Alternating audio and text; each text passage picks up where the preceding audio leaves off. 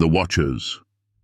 Heaven's first guardians, powerful angels who once stood between eternity and the dust beneath our feet. They were not God, yet more than men, creatures of blazing light, sentinels appointed to protect, to witness, to guard the fragile beauty of creation. But the story carved into the shadows of Genesis 6 and the Book of Enoch is not one of unbroken loyalty. It is the tale of how even the most radiant beings in heaven's hierarchy, those who walked in the courts of the Almighty, could be undone by something so deeply human: desire. They were the Watchers in the Bible, the sons of God, stationed on the edges of eternity, their eyes upon mankind. But the moment they crossed that invisible line, trading the glory of heaven for the fleeting touch of earth, the world shifted forever. They gave forbidden knowledge, weaponry, enchantments, astrology, vanity, to human hands. They fathered the Nephilim, giants whose strength shook the ground, whose appetites devoured the peace of Eden's memory. And when the flood came, it was not only to judge humanity, it was to silence the voices of the Watchers and to bury their monstrous legacy beneath the deep. But why? Why would angels of such power abandon their post? Was it love, rebellion, or something more dangerous still, a longing heaven never designed them to feel? And if such beings could fall, what does that reveal about us? In this journey, you will uncover the hidden truths buried in Scripture, the whispers of Tartarus, the chains of darkness in 2 Peter, the secrets of Azazel and Simjaza, and the reason their influence still coils through our age of war, beauty, and technology. As you listen, let the story draw you closer, for this is not just ancient history, it is the mirror in which you will see yourself. And before we step further into this mystery, tell me in the comments, if the most divine guardians could fall because they longed for what was forbidden, do you believe humanity is truly any different? Like this message, share it with those who search for truth, and subscribe so you will never miss the revelations that still shake the foundations of heaven and earth. Heaven's order. Understanding the celestial hierarchy. In the beginning, there was order, perfect, radiant, unshakable. The heavens were not chaos. They were a kingdom of light, woven together by rank and purpose. At the highest point burned the seraphim, flames of endless worship, whose voices shook eternity. Beside the throne stood the cherubim, guardians of the sacred mysteries, their very presence a shield between the holy and the unworthy. Archangels commanded heaven's armies, bearing the weight of divine authority in every command they spoke. And then there were the Watchers, different from them all. They were not warriors to wage battle, nor messengers to carry swift tidings. They were appointed to a quieter, heavier calling, to stand between God and man as sentinels, to observe the unfolding of humanity's story, to ensure heaven's will was moving forward without interference from the darkness. They were heaven's eyes on earth, placed in the heart of creation not to touch, but to guard. Imagine standing before a blazing fire on the coldest night and never being allowed to reach out your hands. That was their life. They were near enough to see the joy, the tears, the laughter, the love of mankind, yet bound by an invisible command that they could not cross. And within that restraint lay the seed of their testing. This divine order was beautiful but exacting, and in it lies a lesson for us. Even in the most glorious callings, the boundary between faithfulness and temptation is only as strong as the heart that guards it. The hierarchy of heaven was perfect because each one accepted their place. But the story of the Watchers proves that even in perfection, the longing for what lies beyond can change everything. The assignment. Why 200 angels were sent to earth. When God formed the first breaths of humanity, the earth was wild, a new creation, brimming with beauty but also vulnerable to the shadows that lingered beyond Eden's gate. To guide this tender world, God appointed 200 angels, led by Simjaza, to be stationed here. They were not banished, not fallen. They were sent.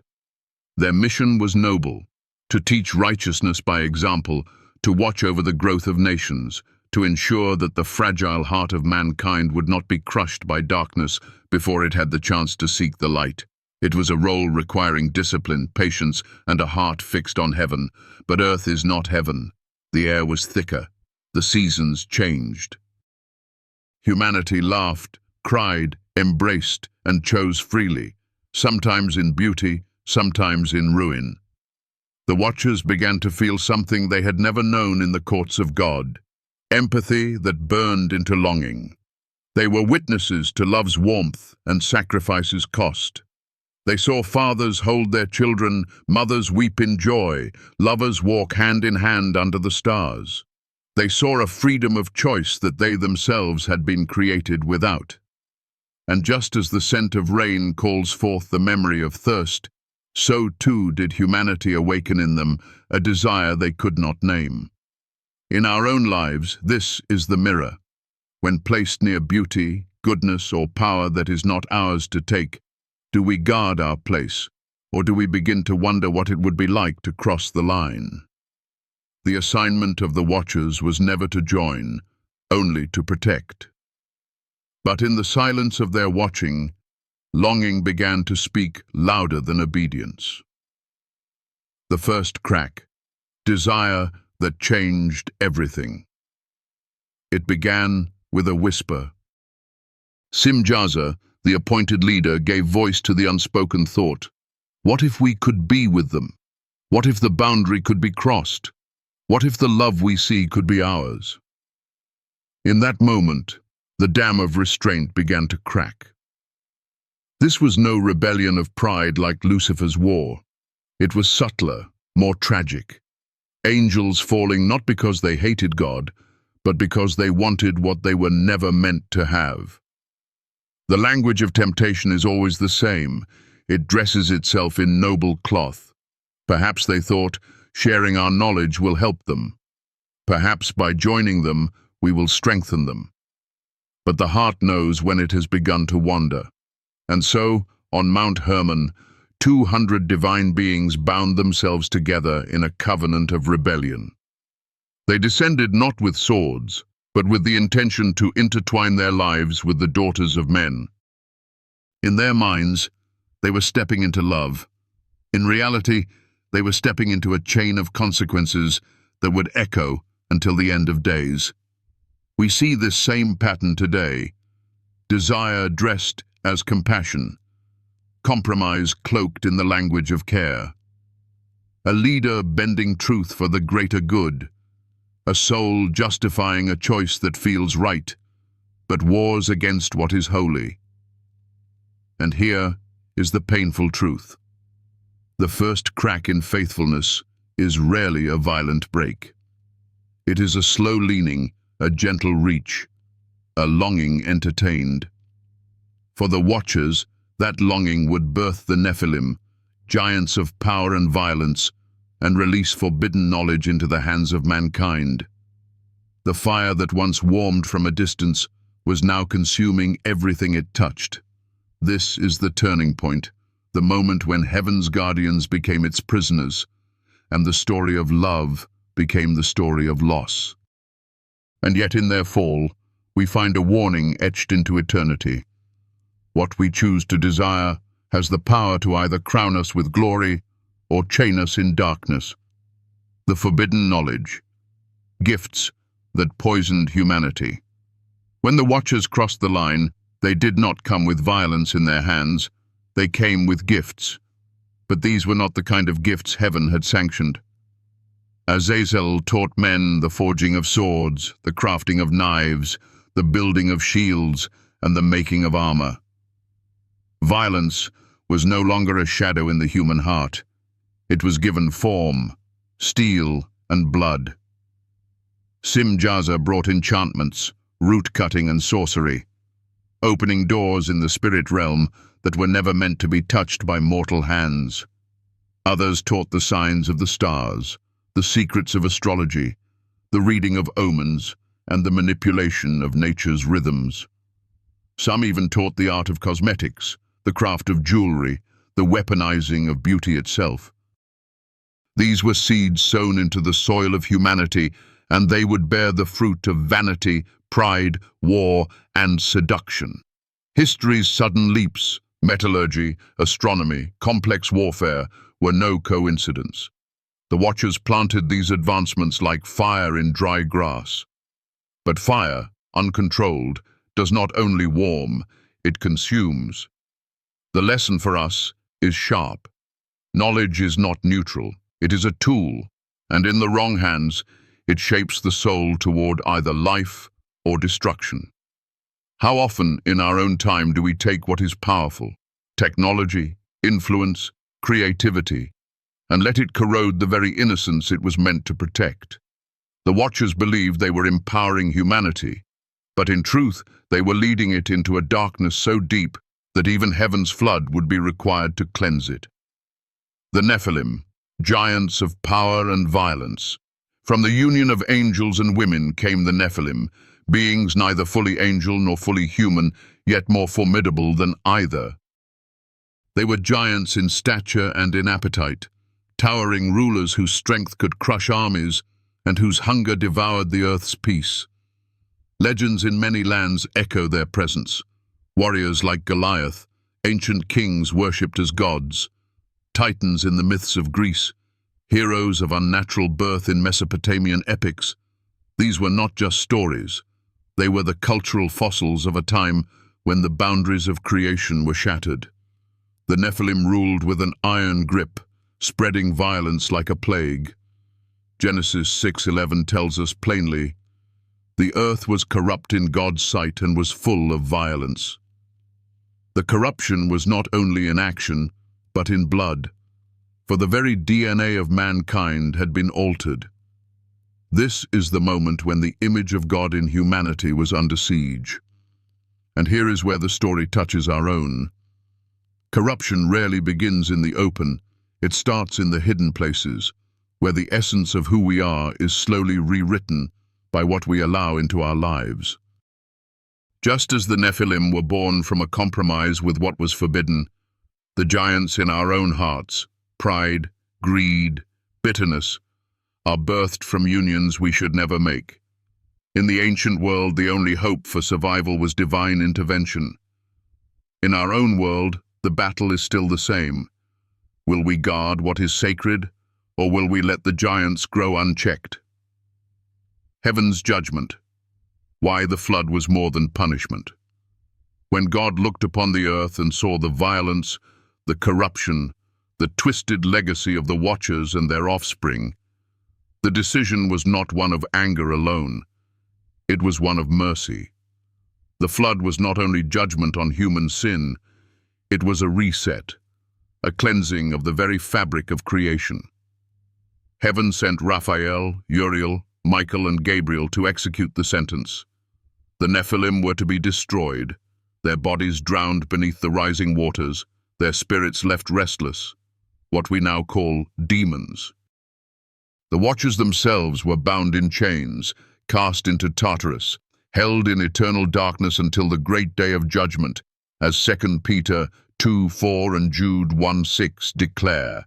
It was a moment when the Creator acted to preserve what was still pure, to protect the promise of redemption that would one day come through the line of man.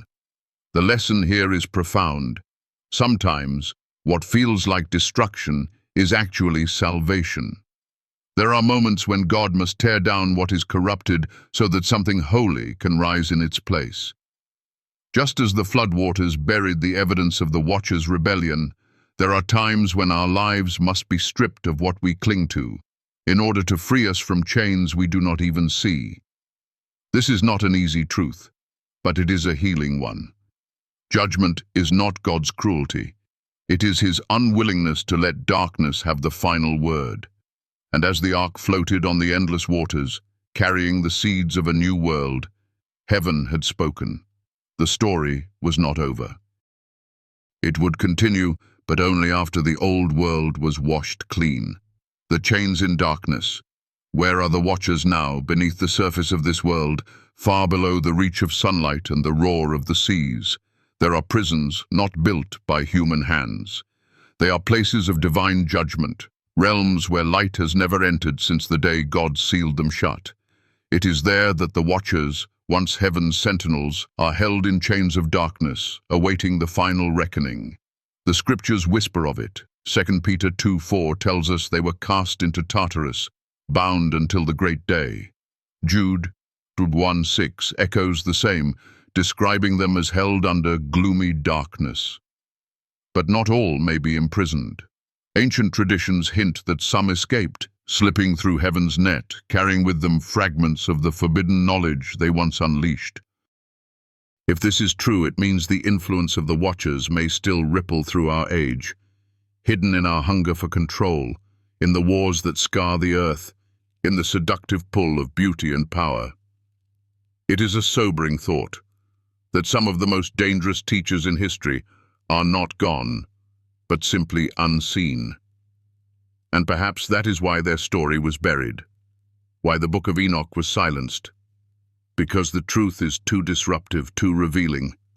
The lesson is not just about angels long past, it is about vigilance. The darkness is patient, and what it could not finish in one age, it will attempt again in the next. The legacy, why their influence still shapes our world. Look closely at the world around you, and you will see their fingerprints.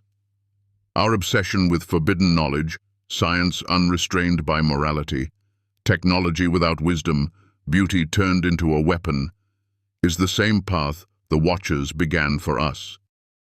The thirst for control, the worship of war, the adoration of those who promise power at any cost.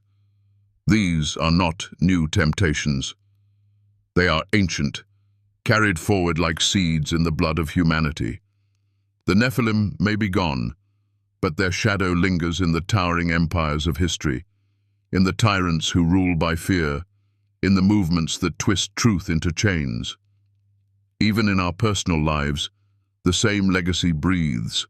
When we choose ambition over compassion, when we sacrifice integrity for influence, when we trade the eternal for the temporary. Yet knowing this legacy is also the key to breaking it.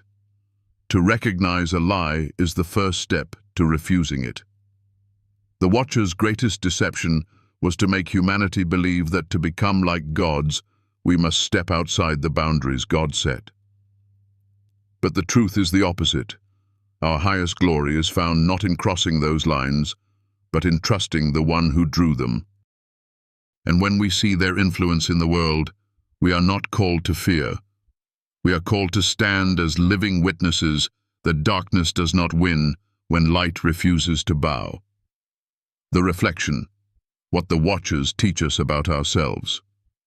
The story of the Watchers is not merely the tale of angelic beings who fell. It is a mirror held up to our own hearts. They were drawn away not by hatred of God, but by the longing to love and be loved in ways they were not meant to. Is this not our own struggle?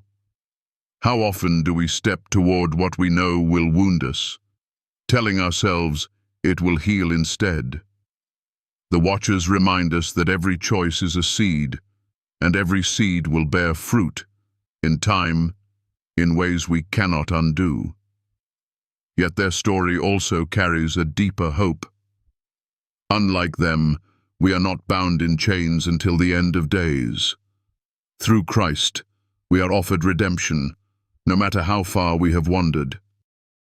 Theirs is a warning of the cost of unguarded desire, but it is also a call to embrace the love that satisfies without corrupting. In this there is healing. In this there is restoration. We are not powerless against the same currents that pulled them under. We have been given the light of truth, the presence of the Holy Spirit, the promise that no temptation is stronger than the grace offered to withstand it. So when you hear their story, do not only think of ancient angels, you are hearing the echo of your own. And in knowing their fall, you can guard against your own, walking in the path that leads not to chains in darkness, but to crowns of glory in the courts of heaven. The chains of the Watchers still echo in the silence between stars. Their story, carved into the deep shadows of Genesis 6 and whispered in the Book of Enoch, is not merely an ancient tale of angels and Nephilim, of Tartarus and divine judgment. It is a living parable for the heart that beats within you now. They were heaven's guardians, sent not to wage war but to protect, to witness, to guard the unfolding of humanity's destiny. Yet they traded their place in the courts of God for the fleeting touch of what they were never meant to hold. They crossed the invisible line, and the world has never been the same. Their gifts of forbidden knowledge, weaponry, sorcery, vanity, set fire to the earth. Their offspring, the Nephilim, giants of power and violence, filled the earth with blood and fear until heaven's flood swept over it all. And still, their legacy lingers, woven into our hunger for control, our worship of beauty, our pursuit of power at any cost. But hidden in their fall is a truth meant to awaken something inside you. The same currents that pulled the Watchers from heaven's light swirl around your life too. The temptation to cross a line just once. The subtle justification for what we know in our spirit is not ours to take. The longing that feels like love, but leads to loss. They are not just their story, they are ours. We live in an age where the fingerprints of the Watchers are etched into the very fabric of culture. Every time humanity races forward without the anchor of wisdom, every time truth is bent for personal gain, every time beauty is turned into a weapon and knowledge is used to control instead of heal, we walk the same path they began. This is why their story still matters.